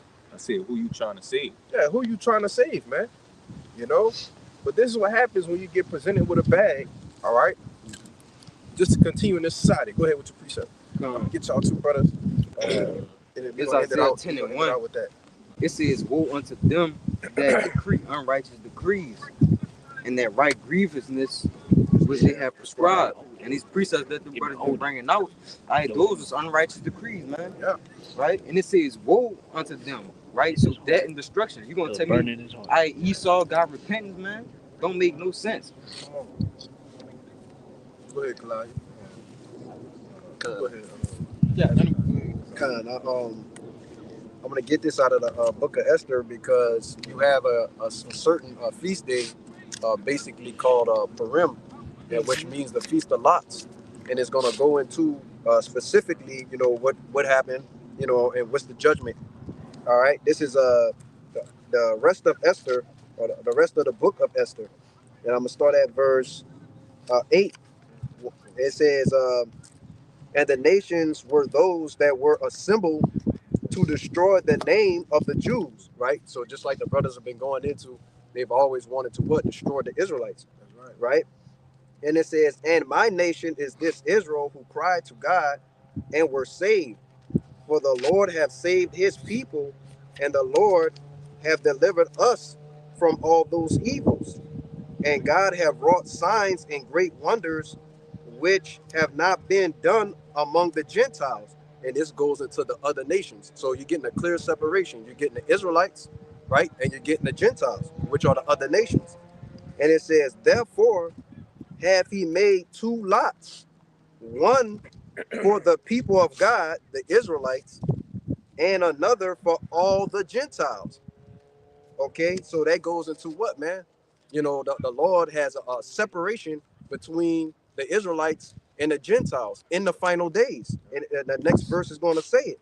It says, and these 2 lots came at 1 hour, at the hour and time and day of judgment before God among all the nations. So the Lord is going to come to save who? His people, which are the Israelites, who he's going to have mercy on, and all that Gentiles that's left in Babylon the Great, they're going to be completely destroyed. Which are the actual heathen, man. One more verse. It says, so God remembered his people, the Israelites, and justified his inheritance. So the answer is no. If you're a Gentile here in Babylon the Great, you're not going to get salvation, right? You're not going to be saved from trouble. Okay. What chapter you read? This is chapter 10. So Oh. or it might be 9. It says a part of 10. Yeah, kind of. I will see. You got chapter 4, verse 9 on there. Yeah, I think you talking about the regular Esther. Yeah. That's in the Bible. Oh no, it's in the apocryphal book. It's in the apocryphal. But don't worry about The one that. on the phone different from that. Yeah. From that Yeah. I said, don't worry about it though. Yeah. Just get it if you got it. Kind. It's Esther in the apocrypha, chapter 4, verse 9, saying, "O Lord, Lord, the King Almighty, for the whole world is in thy power. And if thou hast appointed to save Israel, there is no man that can gainsay this." That's plain. Yeah, only Israel gonna be saved, man. No Gentiles, no heathen, no nothing, man. Go ahead. One more thing I want to mention. I mentioned the Purim, right, which is going to be kept in the kingdom, man. Yeah. Right. So if the lots now is for them to be separated and the Lord to save Israel and to basically destroy the Gentiles, and we're going to keep the law, statutes, and commandments in the kingdom, how can they be saved? It's the same thing all over again. Hey man, in the kingdom, the only thing that's gonna be there for you to do is fucking work, man. That's it. You know, that's the only thing that's gonna be. That's one thing we know for sure. It's gonna be work for you, man. For continual employment. All right. Go ahead, Kalaya. See this the book of St. Matthew, chapter 1 and 21. It says, and she brought forth a son, and thou shalt call his name Yahushua, yes, for he shall save his people from their sins. And his is a possessive pronoun, man. You see, showing that there's ownership to what he's saying, man. His people, who are his people? You so-called blacks, Latinos, and Native Americans, man. The Israelites. Hey, this that word Edom. You know, I wanted to grab this because they always want to say Edom. Yes, bro. So, but look where they put it. That's the last line on the name, on the word Edom. All right, so again, this is the Zondervan Compact Bible Dictionary. When you go into that word Edom, the very last paragraph says, Edom figures prominently in the prophetic scriptures as the scene of great future judgments. You see? Hold on, real quick. Give me Isaiah 63, man. Yeah, it tell you where it's at. It's starting 1. Yep. Just get that real quick. Hey man, you just gonna go another hour, brothers. Fuck it. That's Go ahead, Come on, bro. It says, prominently in the prophetic scriptures as the scene of great future prophecies, future judgments. See notably Isaiah 43 and 5 and 6, Isaiah 63 and 1. Hold it right there. Read it. This is the book of Isaiah, chapter 63, verse 1. Who is this that cometh from Edom? See? With dyed garments from Basra. Right, it was Basra. All right. It's one of the ancient chief cities of Edom. Yup. Okay. So it's telling you who is this that coming from Edom with dyed garments from Basra. Showing you who's the Lord, the first and chief person that the Lord is coming back to judge, man. All right, of that future judgment. You have more than that? Yeah. It says, she is the only neighbor of the Israelites who was not given any promise of mercy from Yahweh. That's it. Get that one in Hebrews. And I want to say this too, just to back you up. You know, because ultimately, you know, these other nations, after 1,000 years of servitude, they're gonna go and do their own thing. Of course, they're gonna bring tribute unto us, right, in the kingdom of heaven. Okay, but Esau, Edom, after 1,000 years, they're gonna what? You know, pretty much get destroyed, man, obliterated, incinerated. Yeah. You know, but you got it, huh? Yeah. Brother got that. Hebrews 12 and I got it. he got it right here. Bring it out. Now, this is the book of Hebrews, chapter 12, verse 17. Baba Kashab. For ye know how that afterward, when he would have inherited the blessing, he was rejected. For he found no place of repentance. Right. So no matter how much crying, all right, no matter how much debating, all right, no matter how much these fake prophets, all right, want to speak on your behalf, you ain't got no fucking repentance, man. All right. And the only thing that's left for you to be done is judge, man. Okay. And that's what you're trying to do. All right. As the vagabond that you are, you're trying to run and escape your goddamn judgment, man. All right. But according to the true men of the Lord, you can't escape that judgment, man. That's right. You see? Straight into it. You're going straight into it. Go ahead, brother. Con. Though he sought it carefully with tears. Yeah. You cried for it. You wanted it back, right? But it ain't happened, man. Go ahead. That was it, huh? Yeah, I think it got one One more verse. I think Oh, it's 16. that was it. That was the yeah, point. that was. Give me that one. Give me that one in that. MSG. Yes. I got Yes. Yes. Absolutely. God. This is Hebrews 12 in MSG. It says, watch out for the Esau syndrome. Trading away God's lifelong gift in order to satisfy a short-term appetite. Yeah. You well But see, know. real quick. But see, that's the mindset of Edom. Like we went into with Cain, went into with Esau. That's his mindset. It's everything is a microwave mindset, man. Instinct You gratification. know, instant gratification. He don't want delayed gratification. He's not worried about. He's not set in stone a suffering for a time. All right, to be. He wasn't thinking like that back then. You see, but then he realized what he messed up. He's like, oh, I'm gonna try to get it back, which is his whole MO with this NW0. Okay, and getting everybody with an implantable, man. You see, so he can get his birthright back. Go ahead. It says, you will know how Esau later regretted that impulsive act and wanted God's blessing, but by then it was too late. Yeah. Tears or no tears. Tears or no tears, Tears man. or no tears. It's too late in the real way. Go ahead, Art. This is Malachi 1, Verse 4. yeah, verse. I'm gonna start at 3. And it says, and it says, and I hated Esau and his mountains and his heritage waste for the dragons of the wilderness. Verse 4, it says, whereas Edom said, we are impoverished, but we will return and build the desolate places. Thus said Yahweh hosts, they shall build, but I will throw down, and they shall call them the border of wickedness, and the people against whom Yahweh have indignation for forever. Yeah, man. You don't have no repentance, and the Lord is always gonna have a perpetual hatred just for you. We do too, man. All right. It's like you hated you had a perpetual hatred against us. Well, we don't like you either, nigga. You know. Fuck, nigga. You say something?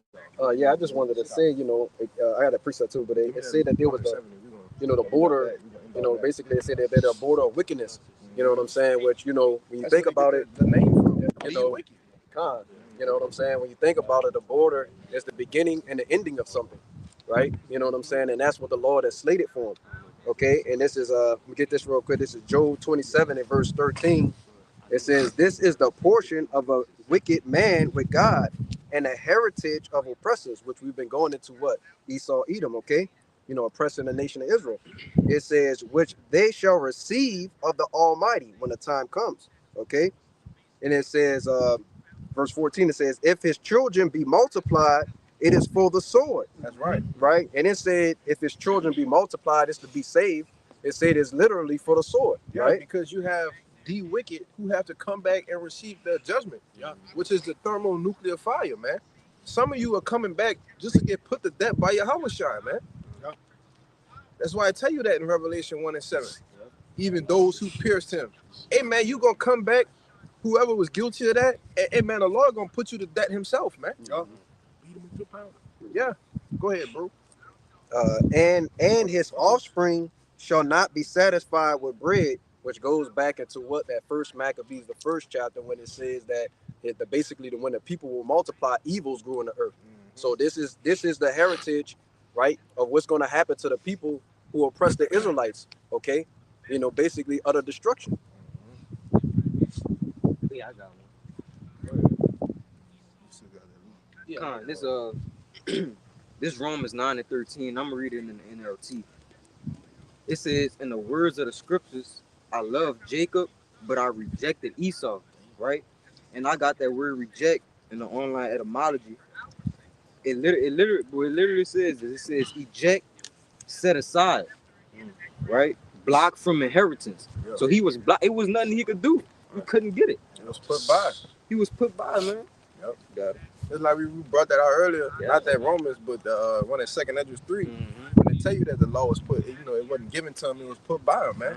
And the Lord told you, watch out, man. Go ahead, bring that out, brother. You want to start 68, yeah. This is Luke 1:68. And it says, "Blessed be Yahweh, power of Israel, for he hath visited and redeemed his people, His people, another possessive pronoun. Go ahead. and have raised up a horn of salvation for us in the house of servant David, as he spake by the mouth of his holy prophet, which have been since the world began, that we should be saved from our enemies and from the hand of all that hate us." Yeah, and that's what salvation is, man.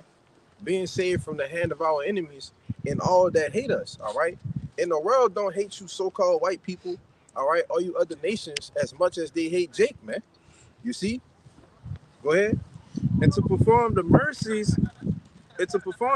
promised to our fathers, and to remember his holy covenant, the oath which he swore to our father Abraham, that he would grant unto us, that we, being delivered out of the hands of our enemies, might serve him without fear. Yeah, man. And that's what salvation is, all right? And that's only going to be for you so-called Negroes, Latinos, and Native Americans that's of the elect, all right? The Israel of the Most High, But go ahead. I'm closing on that, bro. This is the book of John, chapter 4, verse 22. It says, "Ye worship, ye know not what. We know what we worship, for salvation is of the Jews." Right. It also speaks about that the time has come where the true worshipers, who worship Yahweh Bashim Yahushai in spirit and in truth. Yeah. All right. And that hour has come now, you see, because we know what we worship, man. All right. And we know that salvation is to the elect of the nation of Israel, But that's pretty much it. Brothers had any closing points? No, that's it. Yeah, man. So, Lord willing, this camp was edifying. All right, straight to the point. So with that, we're going to give our praises, glory, and infinite honors unto Yahweh Ba'Shem Yahushua Ba'Shem Kakodash. double honors to the apostles and the others of great millstone, and peace, blessings, and salutations to the hopefully elect. Shalom. Shalom. Ababa Ababa Ba. Ababa Ababa Ba. Ababa Ba. Kwam Yasharala. Kwam Yasharala. Shalom. Shalom. Yeah.